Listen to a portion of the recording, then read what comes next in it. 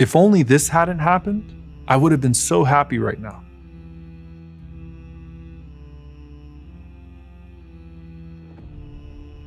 If only this situation went my way, I would have been married by now.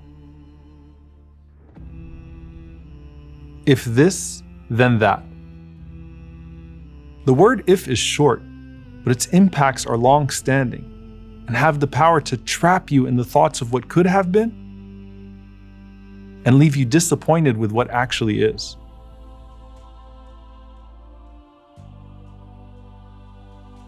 Rasulullah sallallahu alaihi wasallam warned us about the danger of dwelling on if.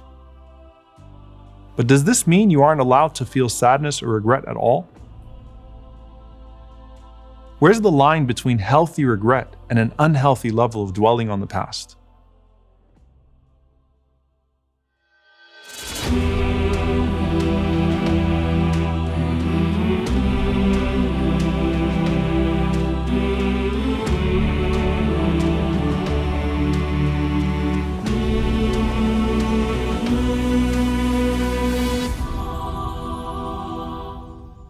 During the time of some of the worst fitna this ummah has ever seen, there was a man in Basra who was a general in the army of Ubaydullah ibn Ziyad, who was serving under Yazid ibn Muawiyah. So this general says that one day while I was on my rooftop, I fell down and I broke both of my legs. And as I was laying at home with both of my legs broken, the righteous scholar Abi Qilaba rahimahullah came to visit me. And he said to me, "Arju an yakuna dhalika khayra." I hope this was actually better for you. And so I responded to him and I said, "Ya Aba Qilab, what in the world could be good about my legs being broken?" He said, "Listen, ma satara Allahu alayka akthar. What Allah protected you from, if your legs weren't broken, is better for you."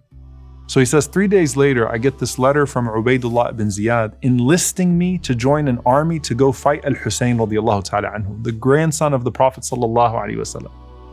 So I responded to him and I said, "I can't join you because my legs are broken." And then a week later, I heard that they murdered al-Husayn radiallahu ta'ala anhu. And I said, "Rahim Allahu Aba Qilaba, qad sadaq, innahu kana khayran li." May Allah have mercy on Abu Qilaba. He was so right that it was better for me.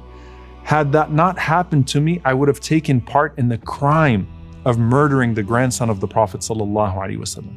We always see the if only of regret, but not the if only that Allah saved us from. Regret can be inescapable because we are human and we're going to make mistakes that have consequences beyond the immediate moment. And part of being human is sometimes miscalculating and making the wrong moves. And sometimes thinking that we made all the right moves, but everything still went wrong. The worst part is when we start to imagine all these alternate worlds and a different life, if only we had done things differently. And this is where the word comes in, if. And not every if is the same. There are ifs that cause doubt, there are ifs that cause learning, and there are ifs that actually cause gratitude. As for the ones that cause doubt, these are the ones that can make us challenge the qadr of Allah subhanahu wa ta'ala. The Prophet sallallahu alaihi wasallam said, "Don't say, if I had not done that, then this wouldn't have happened. وَلَكِنْ قُلْ قَدَّرَ اللَّهُ وَمَا شَاءَ فَعَلَ." Instead say, Allah did what He had ordained to do. Because the word if opens the doors of the Shaytan. This is the if that convinces you that if you would have done something different, or if someone else didn't exist, or if a certain circumstance didn't arise, then the decree of Allah would have been different. But it was never going to be different. And this can lead you to hate yourself. It could make you hate others. It could make you hate the world. Or even worse, it could make you turn in hatred towards the heavens. And that's why the Prophet ﷺ said it opens the doors of Shaytan. Because your head becomes a playground for Shaytan, who starts to play with all sorts of possibilities that you think that you have. But you have to shut that door of if at the very beginning with Qadar Allah ma sha fa'al. That's the lock on the door, as firm as the plan of decree. Al-Qadi Iyad rahimahullah said about the phrase if only, that repeatedly thinking this can actually become a habit. And then this habit can remove all rida, all contentment from the heart of the believer. But there are good ifs. You have ifs that cause learning. And there is an important distinction between muhasaba, which is accountability, and hasra, which is regret. Evaluating mistakes and learning from them is muhasabah, and that's a foundational part of everyone's spiritual journey. The focus is on the actions, not the outcomes, as opposed to the if that causes doubt, which focuses on the outcomes, not the actions.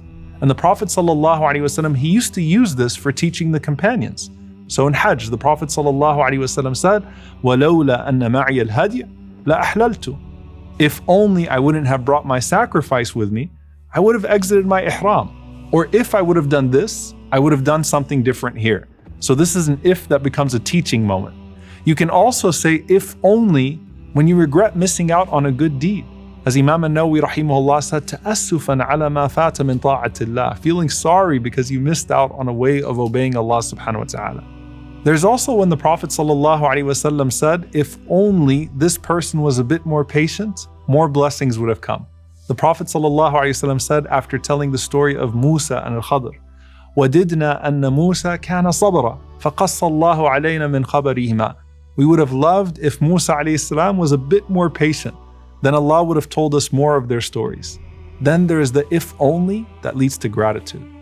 And this is when you think of all the ways it could have gone wrong and how Allah subhanahu wa ta'ala saved you from misfortune. لَوْلَا فَضْلُ اللَّهِ وَرَحْمَتُهُ. If it weren't for the blessing and mercy of Allah in any of our pasts, things could have been a lot worse. لَوْلَا نِعْمَةُ رَبِّي لَكُنْتُ مِنَ الْمُحْضَرِينَ.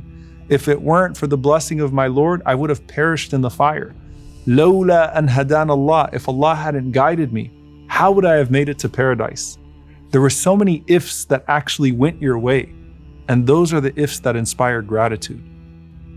Don't say if with what was never meant to come to you. Say if not for all the things that came to you that were full of blessings, even if you couldn't see them.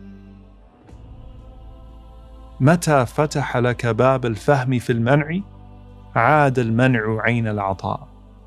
When He opens up your understanding of deprivation, the deprivation itself becomes the same as a gift. There will be times in your life when you want to resist the path that's been put before you.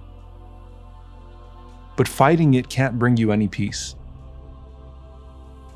Imam al-Shafi'i rahimahullah said, my heart is at ease knowing that what was meant for me will never miss me, and what has missed me was never meant for me. We can't find that ease when all our time is spent on what ifs. Because life is not about the what ifs. It's about what is. قل لن يصيبنا إلا ما كتب الله لنا هو مولانا وعلى الله فليتوكل المؤمنون.